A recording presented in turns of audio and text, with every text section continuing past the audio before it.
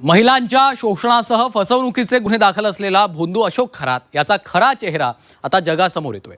केवळ आताच नाही तर लहानपणापासूनच खरात हा भुरटेगिरी आणि चोरीच्या कामामध्ये सरावलेला होता, असा खळबळजनक दावा सिन्नरमधील रहिवाशांनी केलाय। नेमका कसा होता खरातचा गुन्हेगारी प्रवास, पाहूया त्या रिपोर्टमधून।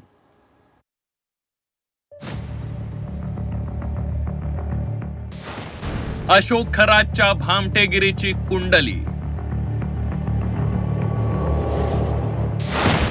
लहानपणापासूनच खरात लबाड आणि चोरटा। खरातच्या भुरटेगिरीचा कच्चा चिठ्ठा समोर। महिलांच्या लैंगिक शोषण प्रकरणात अटकेत असलेल्या भोंदू खरातचे रोज नवनवे कारनामे समोर येत आहेत। लैंगिक अत्याचार, फसवणूक, जमिनी बळकावणे असे एक ना अनेक काळे कारनामे खरातचे समोर येत आहेत। त्यात नाशिकच्या सिन्नर तालुक्यातून एक धक्कादायक वास्तव समोर आलंय। ज्या अशोक खरातने अध्यात्माचा बुरखा पांघरून अनेकांना लुबाडलं, त्याच्या या पापाची बीज बालपणापासूनच पेरली गेली होती। लहानपणापासूनच लोकांचा विश्वास संपादन करून त्यांना धोका द्यायचा आणि त्यांच्या वस्तूंची चोरी करायचा असे उद्योग खरात करत असल्याचं आता समोर आलंय। या भोंदू बाबाचे सर्व काळे उद्योग प्रत्यक्ष पाहणारे राजेंद्र खरात पाटील यांनी खरातच्या बालपणातल्या कारनाम्यांचा पाढाच वाचलाय। सिन्नर परिसरात तो त्याच्या भुरटेगिरीसाठी आधीपासूनच कुप्रसिद्ध होता।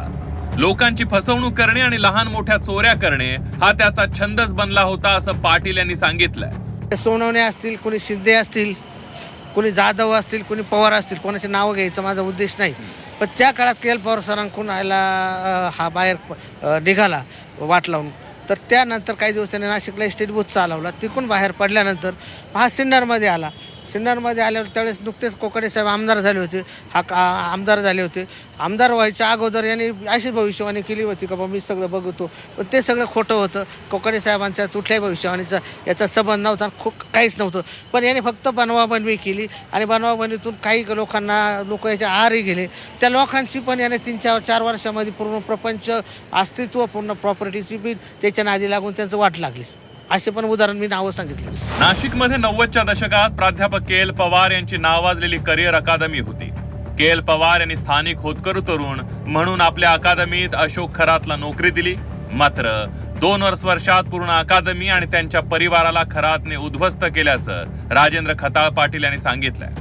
स्थानिक होतकरू मुलगा आहे, बाहेरच्या देशातून जाऊन आला आणि कुठंतरी याला आपल्याकडे येतोय एक रोजगाराची संधी म्हणून के एल पवार सरांनी आपल्या जवळ घेतलं। महाराष्ट्रातून एक नावाजलेली एक संस्था होती त्या काळात आणि त्यावेळेस यांच्याकडे एक कर्मचारी म्हणून हा तिथं काम करायला लागला। के एल पवारांकडं साधारणपणे 2 ते 3 वर्षामध्येच के एल पवारला सरांना यानं त्याचं सगळं रूप दाखवलं। के एल पवारांना सरांच्या मुलावर कायदेशीर एक खोट्या बलात्काराच्या गुन्ह्यात पण अटकवलं आणि काही प्रॉपर्टी के एल पवार सरांच्या प्रॉपर्टी पण गोड बोलून याने काही फसवणूक या माध्यमातून नावावर करून घेतल्या आणि के एल पवार सरांचं जे मोठं जे अस्तित्व होतं याने ते 2-3 वर्षातच के एल पवार सरांचं अस्तित्व जे होतं ते नामोनिशाण मिटूनच टाकलं। तर कॅनडा कॉर्नरच्या ओकस प्रॉपर्टीच्या ज्या ऑफिसमध्ये खरातने महिलांवर अत्याचार केले, लोकांची फसवणूक केली, ते कार्यालय सुद्धा प्राध्यापक के एल पवार यांच्याकडूनच हडप केल्याची माहिती खताळ पाटील यांनी दिली आहे। आत्ताचं जे सध्याचं ओक्स प्रॉपर्टीचं ऑफिस आहे ते सुद्धा के एल पवार सरांचंच आहे असं हो ते सुद्धा आणि ओलाराम कॉलनीमध्ये घेतलेला 3 BHKचा फ्लॅट पण के एल पवार सरांचाच होता। भुरटेगिरी ते भोंदूपणा, खरातचा हा प्रवास अत्यंत नियोजनबद्ध होता। सुरुवातीला किरकोळ चोऱ्या करणारा खरात नंतर अध्यात्माच्या नावाखाली मोठमोठ्या रकमा उकळू लागला। राजकीय नेत्यांशी जवळीक निर्माण करून त्याने आपलं वलय निर्माण केलं, पण त्यामागे केवळ फसवणुकीचा हेतू होता हे आता स्पष्ट झालंय। भुरटेगिरी, लहानपणापासून चोऱ्यांचा नाद, कोंबड्या चोरी, सिलेंडर चोरीचे हे आतापर्यंत आरोप आहेत। फसवणूक, विश्वास संपादन करून धोका देण्यात खरात माहीर होता। के एल पवार अकादमी संचालकाचं घर आणि दुकान हडप केलं, त्यांची कारही चोरली। या प्रकरणात खरात आणि त्याच्या मुलावर गुन्हा दाखल झालाय। चिंधीगिरी, 5,000 दे, 2,000 दे असे पैसे मागून घ्यायचे आणि ते बुडवायचे। कुप्रसिद्ध, सिन्नर तालुक्यात आधीपासूनच संशयास्पद चारित्र्य, ज्या घरात जाईल ते घर उद्ध्वस्त करत होता असेही आरोप आहेत। मोडस ऑपरेंडी, लोकांच्या अज्ञानाचा आणि श्रद्धेचा गैरफायदा घेणं। तुझं असं होईल ते होणार नाही, हे करू नको असं सांगत लोकांची फसवणूक करत होता. मुली आणि महिलांवर वाईट नजर.